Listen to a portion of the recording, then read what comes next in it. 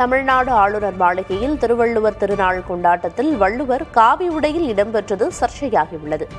வைகாசி அனுஷமான நேற்று ஆளுநர் மாளிகையில் திருவள்ளுவர் திருநாள் கொண்டாடப்பட்டது. இதற்கான விழா மேடையில் திருவள்ளுவரின் புகைப்படம் காவி உடையில் இடம்பெற்றிருந்தது. இதற்கு முன்பும் திருவள்ளுவர் காவி உடையில் காட்சிப்படுத்தப்பட்டதும் அதற்கு கடும் எதிர்வினைகள் எழுந்ததும் குறிப்பிடத்தக்கது. ஆளுநர் மாளிகையில் திருவள்ளுவருக்கு காவி சாயம் பூசி அவமதிக்கப்பட்டதாக எதிர்க்கட்சித் தலைவர் உதயநிதி ஸ்டாலின் கண்டனம் தெரிவித்துள்ளார்.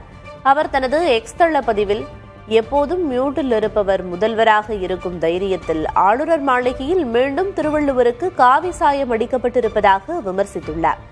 திருவள்ளுவர் தினத்தை ஜனவரி மாதத்தில் தமிழ்நாடு அரசு அதிகாரப்பூர்வமாக கொண்டாடுவதை சுட்டிக்காட்டியுள்ள அவர், வைகாசி அனுஷம் திருவள்ளுவர் தினம் என்ற புரட்டு எங்கிருந்து வந்தது என வினவியுள்ளார். திமுக ஆட்சியில் இதேபோன்ற செயலில் ஈடுபட்ட அப்போதைய ஆளுநரை கடுமையாக கண்டித்ததாக குறிப்பிட்டுள்ள எதிர்க்கட்சித் தலைவர், இப்போது மீண்டும் தமிழர்களது சுயமரியாதை உரசி பார்க்கப்படுவதாக கூறியுள்ளார். வள்ளுவரை அவமதிக்கும் பாசிஸ்டுகளுக்கும் அதனை அனுமதிப்போருக்கும் கடும் கண்டனங்கள் என கூறியுள்ள உதயநிதி, தமிழ்தாய் வாழ்த்தை முதலில் பாட டெல்லியில் அனுமதி கேட்ட போது போல் இந்த விவகாரத்திலும் முதல்வர் பயந்து நடுங்கக்கூடாது என கூறியுள்ளார். கொள்கை எதிரிகள் வள்ளுவருக்கு காவி சாயம் அடிக்கிற அநியாயத்தை தட்டி கேட்க முதல்வர் தயங்குவது ஏன் எனவும் வினவியுள்ளார். ஆளுநர் மாளிகையில் மட்டுமின்றி எந்த ஒரு அரசு அல்லது பொது இடத்திலும் திருவள்ளுவருக்கு காவி உடை அணிவிப்பது தவறு என அமைச்சர் அருண்ராஜ் கூறியுள்ளார்.